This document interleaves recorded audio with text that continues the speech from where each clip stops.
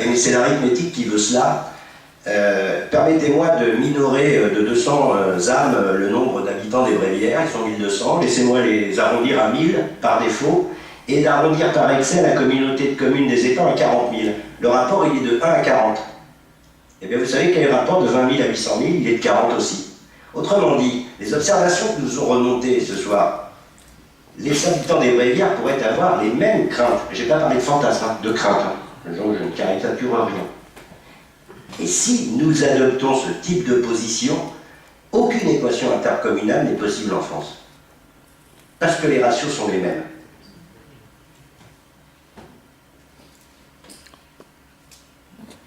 Très bien.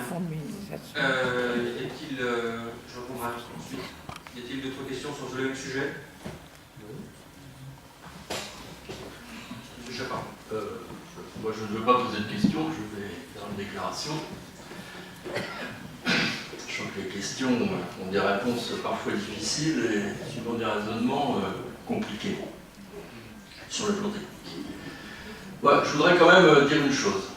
On est, depuis 2010, depuis 4 ans, même un peu plus, dans des débats permanents sur les périmètres des intercommunalités. La loi Sarkozy-Fillon de décembre 2010, elle avait été créée pour réduire le nombre d'échelons avec l'arrière-pensée de dire il y a trop de communes. Parce que tout ce qu'on entend partout, c'est de dire il y a trop de communes en France, 36 000 c'est trop, en Allemagne il y en a bien moins, en Angleterre il y en a bien moins aussi, au prorata des habitants. Et on ne dit pas on va pousser à la fusion de communes. Jamais vous l'entendez. On l'a entendu une petite fois récemment de la part de Manuel Valls, et encore, il ne l'a pas répété. Parce que c'est bien de cela qu'il est question. Réduire le nombre de collectivités locales. Et on aboutit maintenant, quelle que soit l'issue de la consultation actuelle, à exactement le contraire, et en particulier dans les Yvelines, il y en a plus après qu'avant. Donc déjà, c'est un premier échec. Le président Sarkozy avait écrit à tous les élus à l'époque pour dire, au moment de la loi, juste avant la loi, ses intentions, qui étaient d'ailleurs tout à fait positives et louables. Et dans ces intentions, il y avait la notion de solidarité, mais à aucun moment, il n'y avait la notion de projet commun pour l'avenir. Et cette loi Sarkozy-Fillon tombe effectivement exactement dans le même travers. Vous pouvez chercher, la loi de janvier 2014, d'ailleurs c'est la même chose, que c'est dans la lignée, il n'y a absolument pas comme priorité la recherche de projets communs pour l'avenir.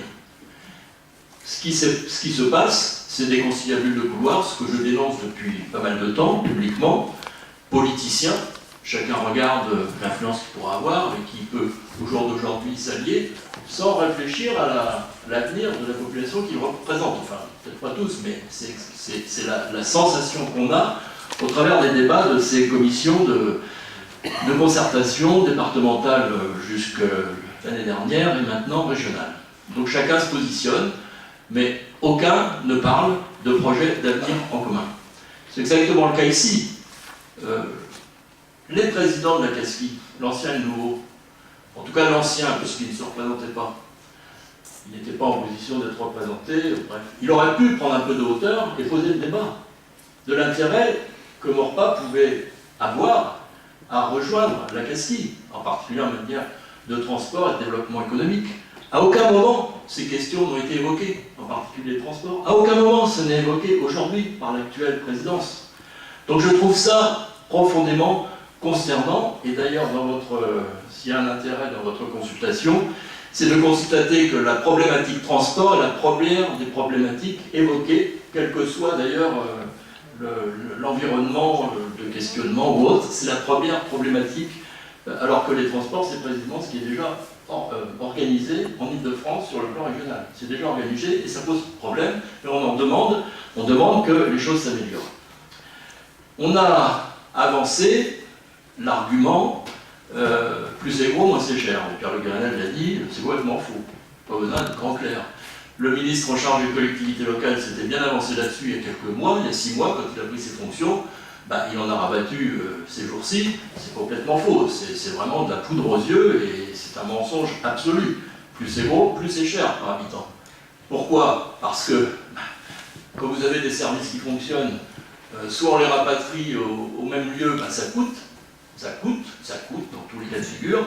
Soit on les laisse disperser, ça coûte pour les mettre en relation et coordonner. C'est pas très compliqué à comprendre. Dans toute taille d'organisation, qu'elle soit publique ou privée, c'est exactement la même question. Donc faire gros, c'est faire cher. Et je rejoins tout à fait ce qui a été dit tout à l'heure, c'est faire prendre un risque sur l'imposition. Même si on fait des efforts, comme vous l'avez dit tout à l'heure, n'empêche que ce qu'on constate, c'est tout le contraire. Il y a une collectivité qui a 800 000 habitants, c'est Marseille. Quand ils se sont mis en métropole, enfin en agglomération, ils ont mis 4 ans à s'organiser. Les entreprises n'étaient pas payées. Les entreprises réclamaient toutes auprès du percepteur pour être payées, il y avait des retards de plusieurs mois.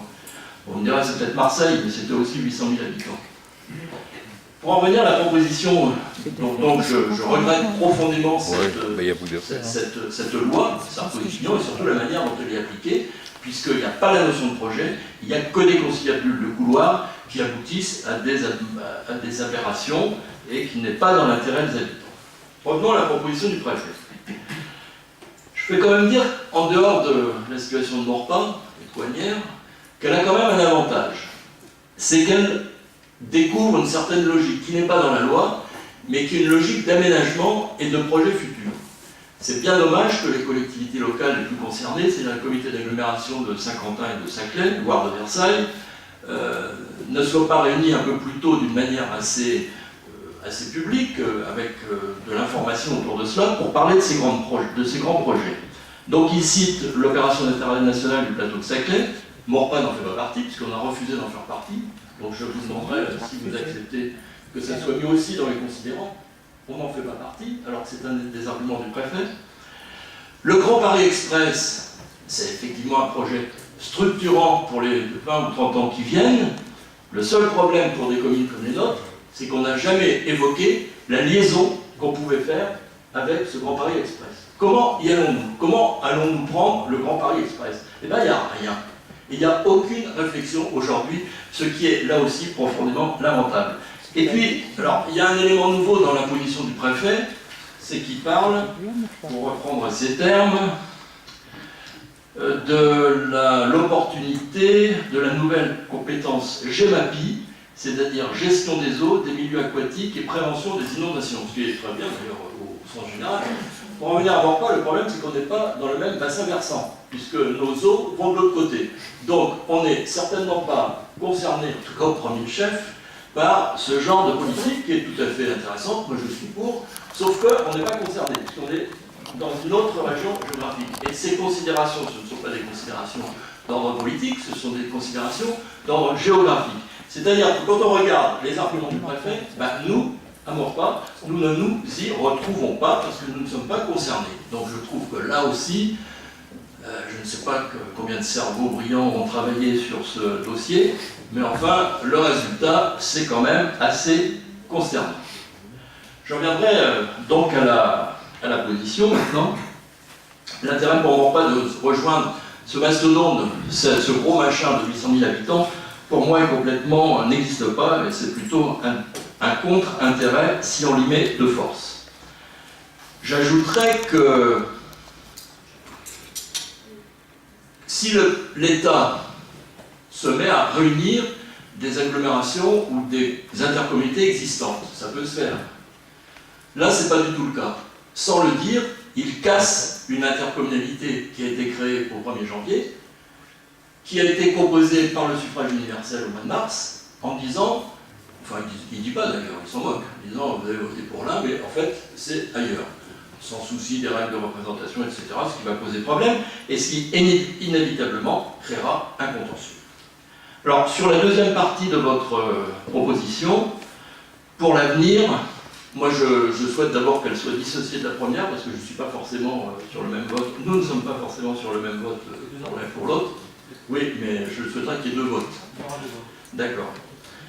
Et vu les circonstances, tout à l'heure on a rappelé qu'en 2011, en juin 2011, nous avions effectivement, parce qu'on nous proposait une principauté Maurepas-Coignères, pour reprendre notre expression, qui n'avait pas de sens, on s'était dit, par défaut, mais aussi par défaut, finalement, on va proposer de rejoindre la CASCI à deux conditions. La condition du respect de la solidité financière de Maurepas, et la deuxième condition, c'était le respect de l'équilibre urbanistique de Maurepas, c'est-à-dire la protection des espaces naturels et l'équilibre entre la zone habitée et la zone d'activité.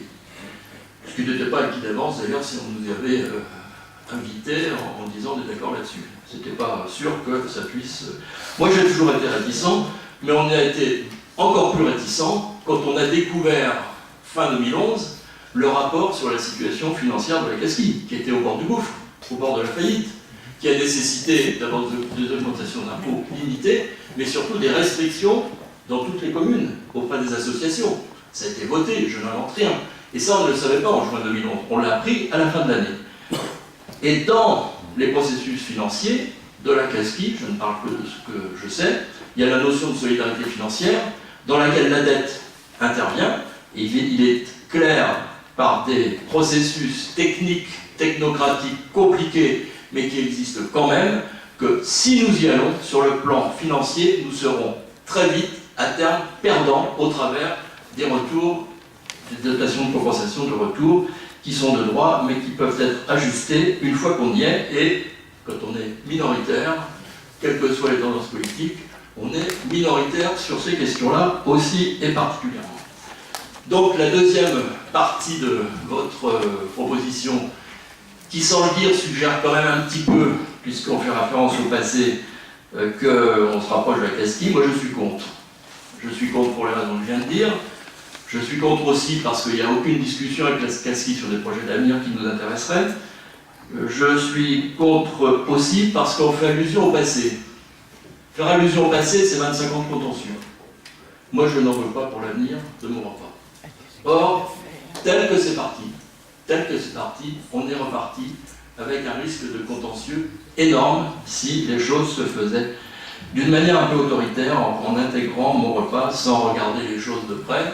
Et la loi permet au préfet de décider d'une manière assez autoritaire d'ailleurs, avec des clauses techniques qui sont immédiates au point zéro, mais pas consolidées pour l'avenir. Donc pour ce qui me concerne, je ne suivrai pas, enfin tel qu'est le texte, votre deuxième proposition.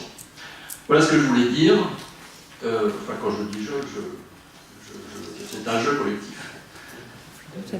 Merci de votre attention. Merci. Oui, juste pour... oui, allez-y. Monsieur Darnaud. Merci, monsieur le maire. Donc, je souhaiterais dans un premier temps revenir un peu sur la consultation qui a été faite à Maurepas. Alors, j'ai entendu dans le public, ce que je ne partage pas d'ailleurs, parce que j'ai une oreille assez fine, qu'une consultation a été faite et que ça ne servait à rien. Moi, je pense que toute consultation et tout lien avec la population est très important. Malgré tout, je pense qu'on aurait pu aller beaucoup plus loin, parce que je considère que c'est une consultation, même s'il faut noter le fait qu'elle a été faite, qui est une consultation quand même à minima, et qui ne pose vraiment pas les bonnes questions, parce que ce qu'il aurait fallu, je pense, c'est avoir un débat de fond avec la population, quitte à avoir une réunion, plusieurs réunions d'information, mais surtout des questions vraiment pertinentes. Parce que sur le fait d'être d'accord sur les 800 000, l'intégration d'une interco à 800 000 habitants, en vérité, il n'y a même pas de débat là-dessus. Et justement, pour en revenir à la proposition du préfet, qui a été proposée en juillet-août, je ne me souviens plus, mais c'était à cette période, disons-nous les choses franchement, aujourd'hui, ce débat est complètement dépassé. Depuis la proposition du préfet, les élus ont discuté entre eux, beaucoup, ont rencontré le préfet pour certains d'entre eux, beaucoup, ont discuté avec un certain nombre de maires, d'interco, etc.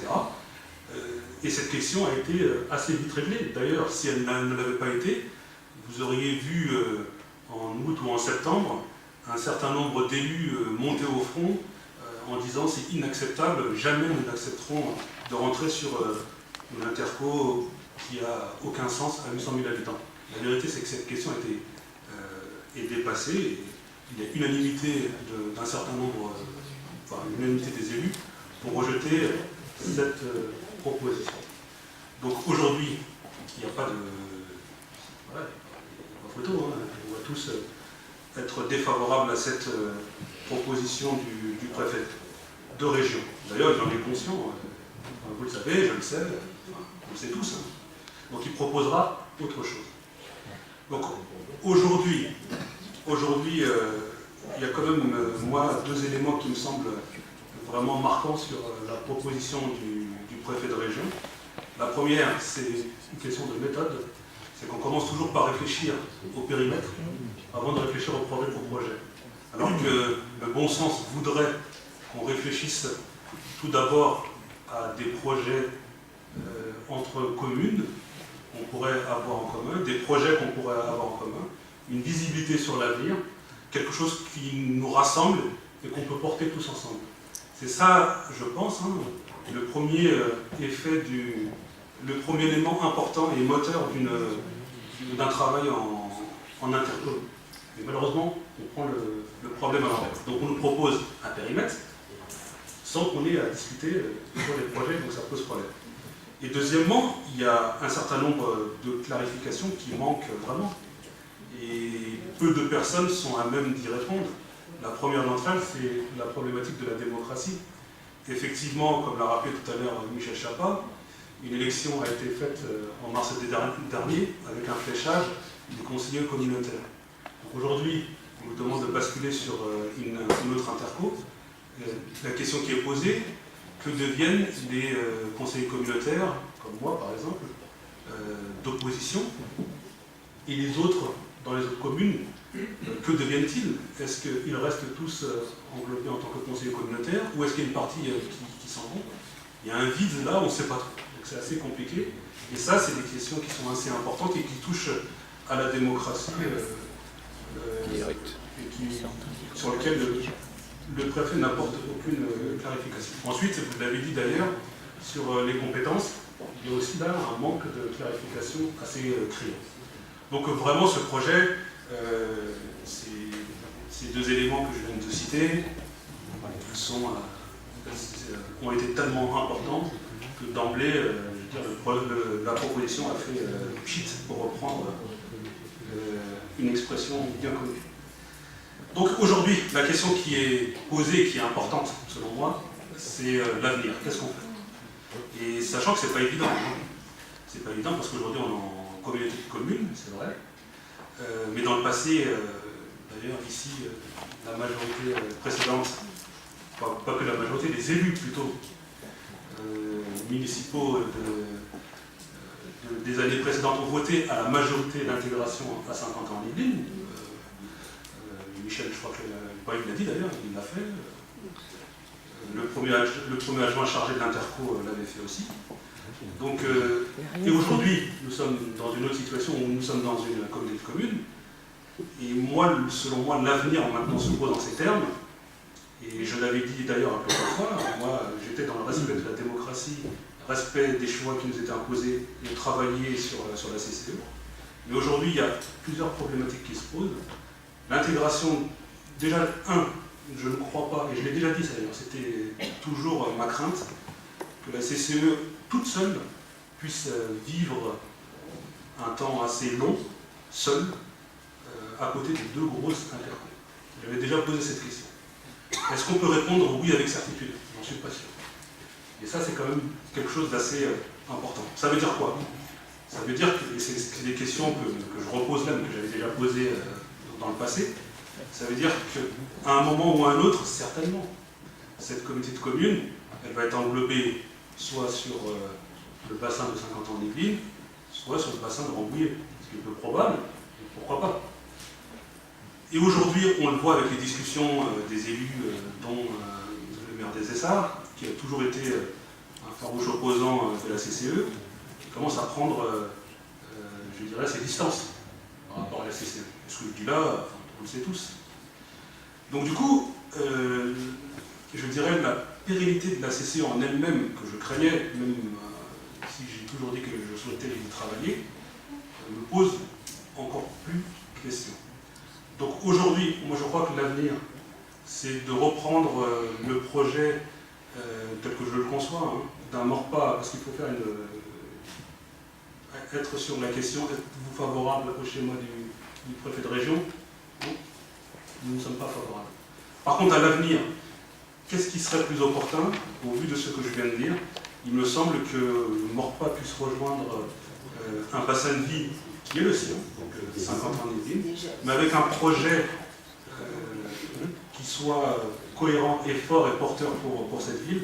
Ce serait d'être dans une logique de 50 ans en Yvelines avec Saclay, parce que Saclay, c'est le pôle de développement à venir, qui est très ambitieux, qui sera, entre guillemets, une sorte de Silicon Valley à proximité. Et je pense que ça peut être un élément drainant pour toutes les communes qui seront autour. Donc aujourd'hui, ça c'est la vision que j'en ai.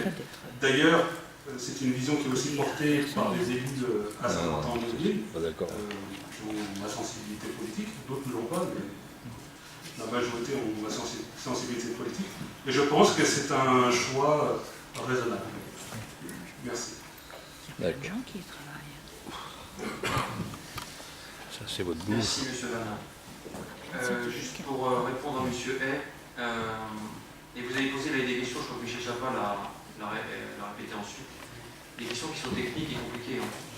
Mais il faut savoir qu'après, pour le plan local d'urbanisme, dans une communauté d'agglomération, évidemment, la compétence de l'urbanisme est intercommunale. Il existe ce qu'on appelle des PLUI, des plans locaux d'urbanisme intercommunaux, qui sont faits naturellement en relation avec les maires des villes concernées, avec des PLU communaux qui doivent se conformer à ce PLU. Ce n'est pas les uns contre les autres, il y a des discussions qui sont entamées. Et pour l'avoir vécu dans une ville qui est pas loin d'ici, j'ai participé aussi à ce processus. Donc je sais comment ça fonctionne. Après, évidemment, il n'est pas question pour les collectivités, je pense, de déclasser des terrains. On n'en est pas là. D'autant plus que si vous faites allusion à la communauté d'agglomération de 50 ans d'Yvelines, elle a 40% de logements sociaux. Donc ce sera 20% en tout cas qui nous demandent de déclasser quoi que ce soit. Mais ça se fait. Mais ça se fait de toute façon en coordination avec les élus des villes concernées. Et ça se négocie. Tout se négocie. Et comme l'a dit M. Vann à l'instant, et je le rejoins sur ce point, c'est que l'intercommunalité doit se penser en termes de projet. Ça c'est vrai. Là, les choses sont faites à l'envers. On a un préfet de région qui nous dit Maurepas part dans un ensemble de 800 000 habitants, sans concertation des élus concernés, sans savoir pourquoi on y va, avec quel projet d'avenir. On ne sait pas tout ça. Donc les choses sont faites à l'envers.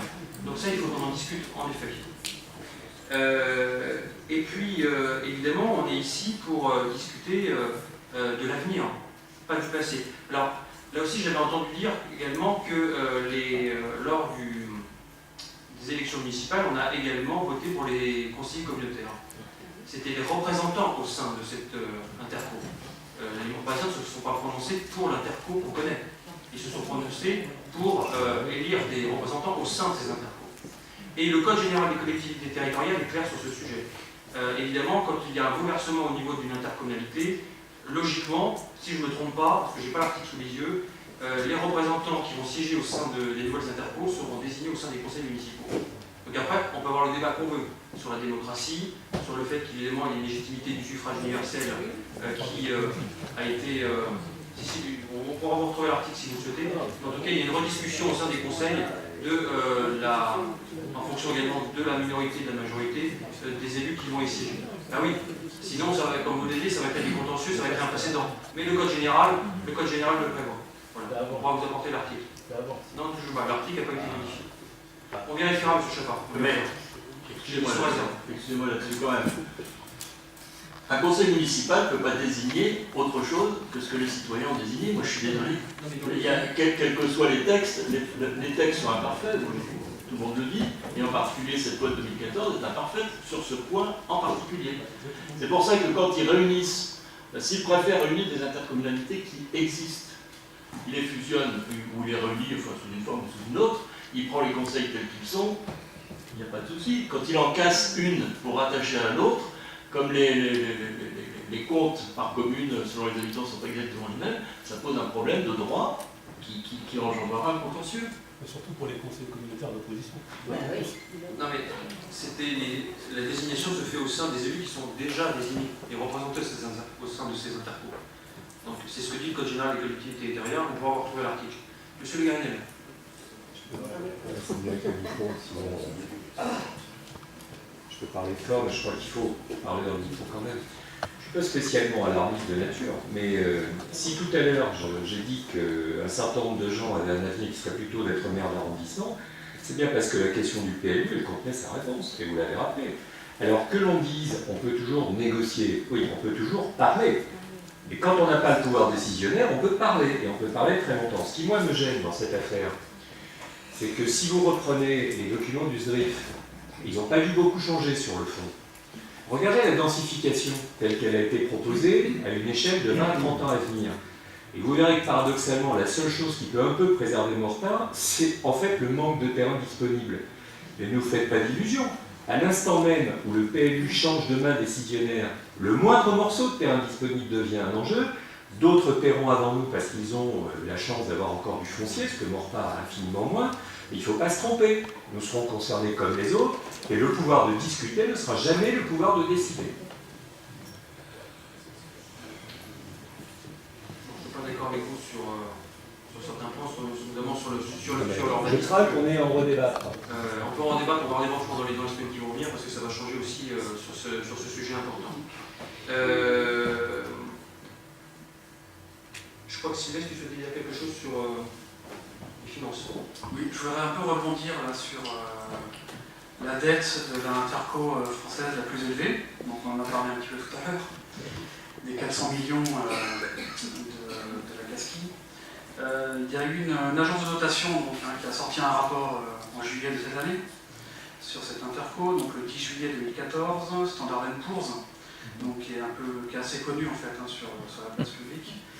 Et donc, étant prudent, enfin étant financier aussi, je suis prudent, hein, donc effectivement on a essayé d'analyser un peu ce rapport. On note, donc la note à long terme est A+, alors que c'est une qualité moyenne supérieure, donc c'est relativement élevé, hein, puisque au-dessus c'est AAA et AA, en troisième position. Cette note va permettre à la CASKI d'accéder à des financements à meilleur taux sur les marchés publics, marchés financiers, donc, et puis éventuellement aussi diversifier son portefeuille.